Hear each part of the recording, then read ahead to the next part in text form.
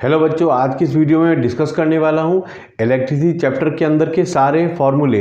देखिए, इसका जो पहला फॉर्मूला है वो क्या है, Q equals to n e. Q क्या है, चार्ज, और इसका यूनिट क्या होता है तो कूलम। N क्या है, नंबर ऑफ इलेक्ट्रॉन्स, और E क्या है, charge on one electron, charge on one electron. और इसकी वैल्यू क्या होती है 1.6 मल्टीप्लाई 10⁻⁻19 कूलम। पहला फॉर्मूला ये होता है। दूसरा क्या है, V equals to W upon Q, या फिर V equals to E upon Q। V क्या है, पोटेंशियल डिफरेंस। V क्या है, पोटेंशियल डिफरेंस, और इसका यूनिट क्या होता है तो वो भी V होता है, and V stands for volt.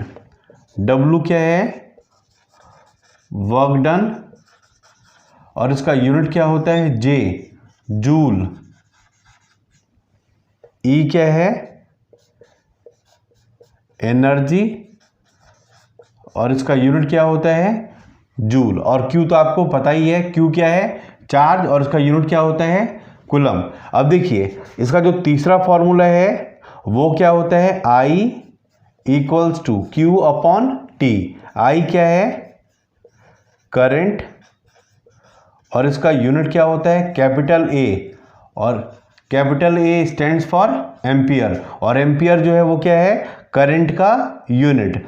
Q तो आपको पता ही है क्या होता है, चार्ज, और इसका यूनिट कूलम। और T क्या है,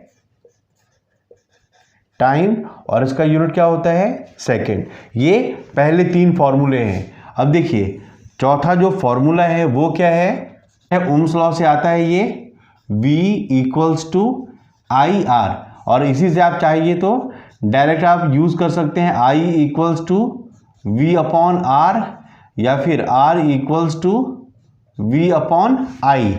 सब चीज आपको पता ही होगा। R क्या है, रेसिस्टेंस, और इसका यूनिट क्या होता है ओम, राइट। अब देखिए, पांचवा जो फॉर्मूला है वो है रेसिस्टेंस का। वो क्या है, रेसिस्टेंस का।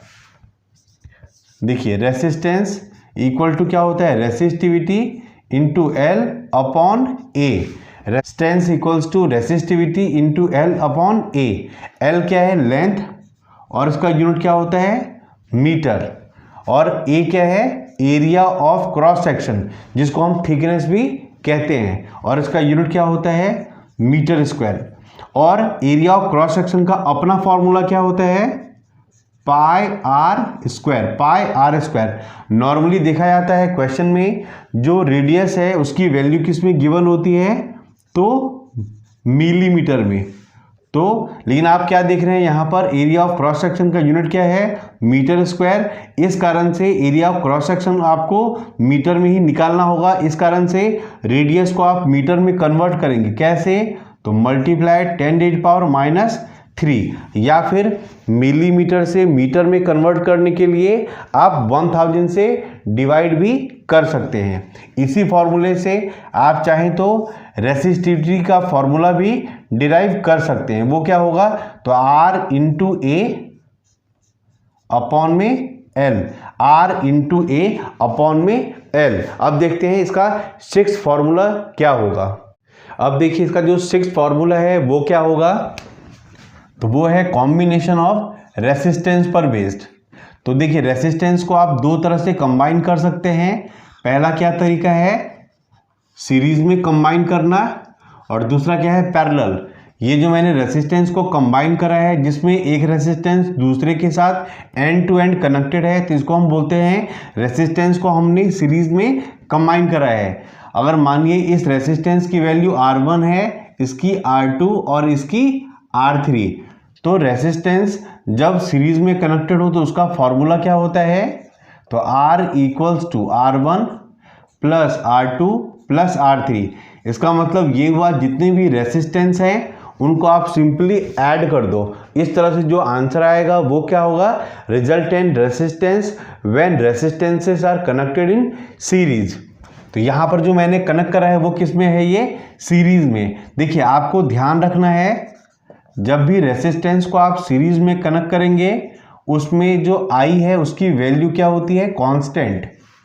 इसका क्या मतलब हुआ कि जितना करंट यहाँ पर फ्लो करेगा उतना ही करंट यहाँ पर फ्लो करेगा और उतना ही करंट यहाँ पर फ्लो करेगा। अब देखिए ये इसका पहला पार्ट है। अब मैं यहाँ पर बी पार्ट में इसको पैरेलल में कनेक्ट कर रहा हूँ। देखिए ये जो मैंने रेसिस्टेंस को कनेक्ट करा है ये पैरेलल में है। क्यों ये पैरेलल में है, क्योंकि सारे जो रेसिस्टेंस है उसका जो एक एंड है वो इस पॉइंट पर कनेक्ट हो रहा है और उसका जो दूसरा पॉइंट है वो इस पॉइंट पर कनेक्ट हो रहा है। जब रेसिस्टेंस को आप इस तरह से कनेक्ट करते हैं ना तो उसको हम कहते हैं कि हमने रेसिस्टेंस को पैरेलल में कनेक्ट करा है। मानिए कि ये वाला जो रेसिस्टेंस है वो R1 है, ये R2 और ये R3। इस तरह से इक्विवेलेंट रेसिस्टेंस का फॉर्मूला क्या हो जाएगा पैरेलल में, तो 1/R1 plus 1/R2 plus 1/R3।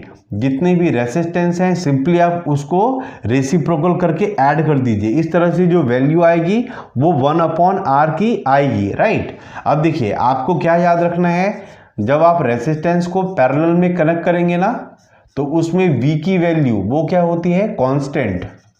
V की वैल्यू यानी जो वोल्टेज है या फिर पोटेंशियल डिफरेंस उसकी वैल्यू क्या होती है, कांस्टेंट। इसका क्या मतलब हुआ कि जितने वोल्ट के आप बैटरी लगाएंगे वही V यहाँ पर आप यूज़ कर सकते हैं, उतना ही V आप यहाँ पर यूज़ कर सकते हैं और उतना ही V आप यहाँ पर यूज़ कर सकते हैं।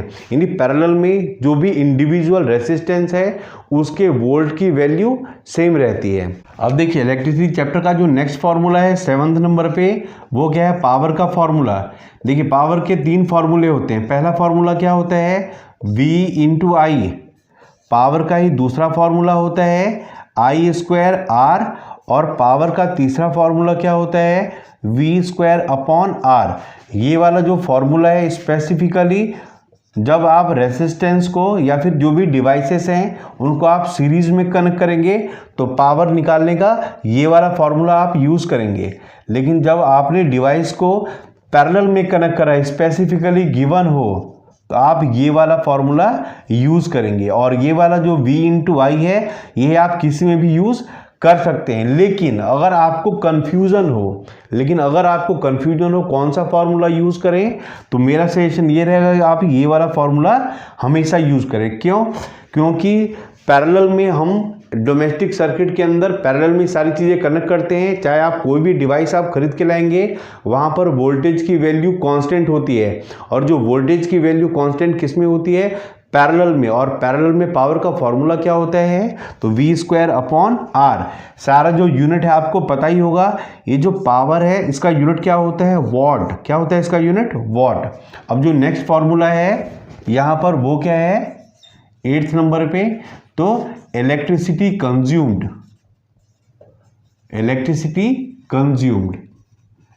कंज्यूम्ड इक्वल्स टू क्या होता है, तो पावर इनटू टाइम। पावर किस में लेना है, किलोवाट में, और टाइम को किस में लेना है, आर में। इस तरह से जो आपका आंसर आएगा उसके आगे क्या लिखना है, kWh, या फिर आप इसको यूनिट्स भी कह सकते हैं। और kWh क्या है, तो कॉमर्शियल यूनिट ऑफ एनर्जी। और आपको याद रखना चाहिए कि 1 kWh 1 kilowatt are equal to क्या होता है, 3.6 इंटू 10⁻⁶ जूल। kWh क्या है, कॉमर्शियल यूनिट ऑफ एनर्जी, और जूल क्या है, एसआई यूनिट ऑफ एनर्जी। अब देखिए इलेक्ट्रिसिटी चैप्टर के अंदर जो लास्ट फॉर्मूला है वो है हीट प्रोड्यूस्ड का। वो क्या है, हीट प्रोड्यूस्ड का। हीट प्रोड्यूस्ड इक्वल टू क्या होता है, I²RT। या फिर हीट प्रोड्यूस का आप दूसरा फॉर्मूला क्या यूज कर सकते हैं, तो V इंटू क्यू। सब क्या यहाँ पर जो टाइम है इसी वाले फॉर्मूले में बस R में लिया जाता है। इसके अलावा कहीं पर भी जो टाइम है वो हमेशा किस में लेंगे, तो सेकेंड में लेंगे। और आई की वैल्यू किस में होती है, एम्पियर में। और जो रेसिस्टेंस है वो क्या किस में होता है, तो ओम में। सारा जो यूनिट है वो मैं ऑलरेडी बता चुका हूँ। बट जो हीट प्रोड्यूस्ड है इसका यूनिट क्या होता है, जूल। इसका यूनिट क्या होता है, जूल, क्योंकि heat is a kind of energy और एनर्जी का यूनिट क्या होता है, जूल। उम्मीद है मेरी ये वीडियो आपको बहुत अच्छी लगी होगी। मेरा प्रॉपर ये सजेशन रहेगा कि जितना भी फॉर्मूला मैंने इस वीडियो में डिस्कस करा है आप उसको सिंपली याद कर लें, क्योंकि एक बार आपने सारा फॉर्मूला याद करा है तो फिर उसको अप्लाई करना बहुत आसान हो जाएगा। उम्मीद है मेरी ये वीडियो आपको बहुत अच्छी लगी होगी। अगर आप न्यू व्यूअर हैं तो जरूर मेरे चैनल को सब्सक्राइब करें, अपने फ्रेंड के बीच में शेयर करें ताकि अधिक से अधिक बच्चों को इन वीडियोस का फ़ायदा मिल सके। Thanks a lot for watching. Thank you.